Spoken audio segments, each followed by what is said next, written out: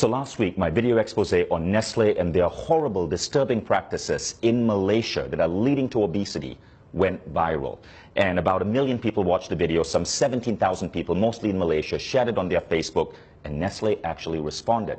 Now that prompted me to do some further digging into what Nestle is doing, and what I found is disturbing. That's what I'm going to talk about in this video. See, Nestle says that their drink Milo is a health drink. They run ads telling kids to drink Milo every single day. They say that Milo gives you energy. What they don't say is that Milo actually makes you fat, that no real athlete would put this in their body, and that energy comes from sugar spikes. This is milk, and this is actually Nestle milk. So see, Nestle, I don't dislike all your products. Your milk is actually pretty good. I wish you would stick to milk rather than coming up with useless crap like Nesquik and Milo.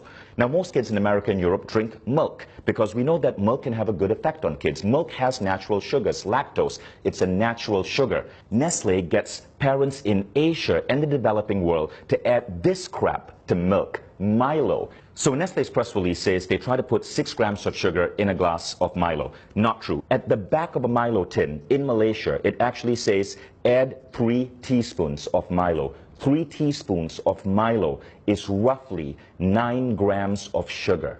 Now you want to know what 9 grams of sugar looks like? 9 grams of sugar is roughly this. This are Nestle bonbons. This is a candy that Nestle markets. Each one has 3 grams of sugar. Candy itself is fine. My kids will eat this maybe once every 2 weeks or so. But Nestle's advertising is basically telling moms in Malaysia to add Milo to kids' milk, which is the equivalent of putting 1, 2, 3 bonbons in a glass of milk before sending that kid off to school. Now, what do you think that does to this kid's body, to this kid's cognitive functioning? This much sugar comes really close to the daily recommended sugar allowance for an adult, which is 25 grams. A glass of Milo, 20 grams of sugar. But that's only the start of the bullshit.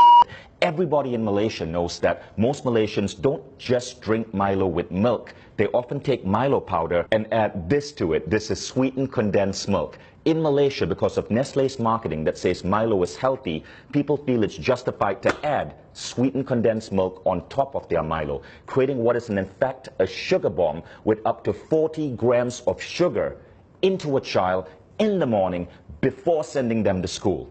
By the way, Milo isn't just bad because of its sugar content. One of the primary ingredients in Milo is something called maltodextrin. I want you to Google that, maltodextrin.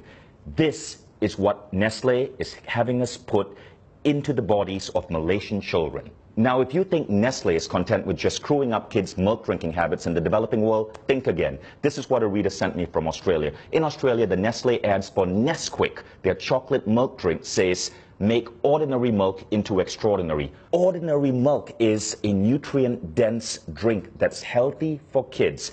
But Nestle is getting kids to pour this crap called Nesquik into their milk. Now, you want to know the sugar content of Nesquik? Check this out. In 11 grams of Nesquik, there are 8.8 grams of sugar. That's 80% sugar. Which is why in Britain, the government banned Nestle from advertising Nesquik as a great start to a child's day. Now, it would be disturbing enough if Nestle was simply, as a massive food company, screwing up the way kids drink milk. But they're also screwing up breakfast. So this is a breakfast cereal from Nestle called Strawberry Minis, right? Strawberry Minis. There's a picture of a strawberry here. It looks healthy in every way, but then you read the ingredient label.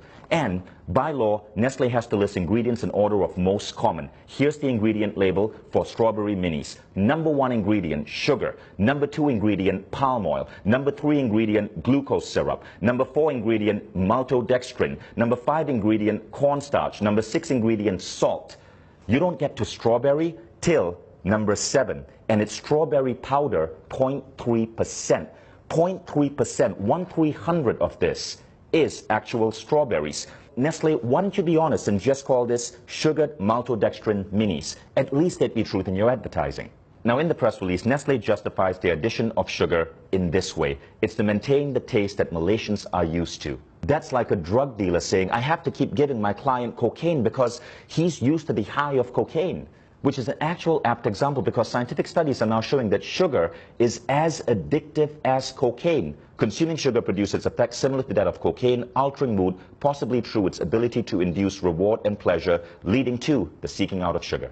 Nestle puts sugar in their products because it gets you hooked on them, so you keep buying Nestle products, which is why their stock is continuously growing the more addicted you get. Nestle has successfully made Malaysia the world's highest per capita consumers of Milo. Nestle's mission and vision say this: to be the world's leading nutrition, health, and wellness company.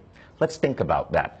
If the world's leading nutrition, health, and wellness company is telling our children to pump this into their body, what does this say about the future of the human race? And I am not at war with you.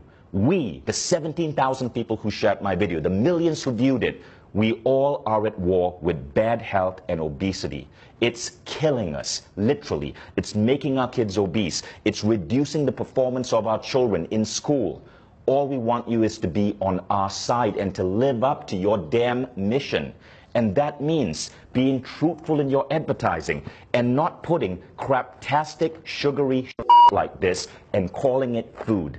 Now, Nestle has been in controversies before. There was the baby powder controversy. Millions of babies malnourished because Nestle convinced women in India and Africa to feed their babies Nestle baby powder rather than breast milk. There is the water controversy in the United States, where Nestle has become the world's biggest supplier of bottled water, and in many cases convincing people that they need to buy expensive plastic bottled water, which ultimately causes mass plastic pollution, huge greenhouse contribution, rather than drink the water from their tap, which in many places is actually clean. All of these controversies were exposed. Nestle had to change practices because people like you spoke up. People like you would not let a large corporation get away with the lies, which is why I really appreciate you guys who shared that last video. There was something Nestle said in that press release that I really liked, and we got to give them credit for.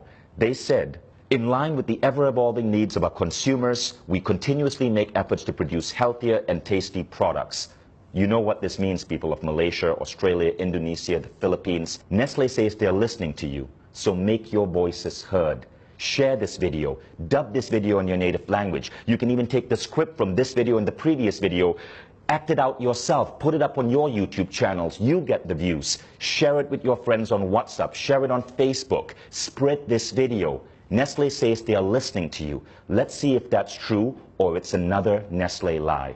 Thank you all in advance for sharing this. And Nestle, I look forward to your next press release.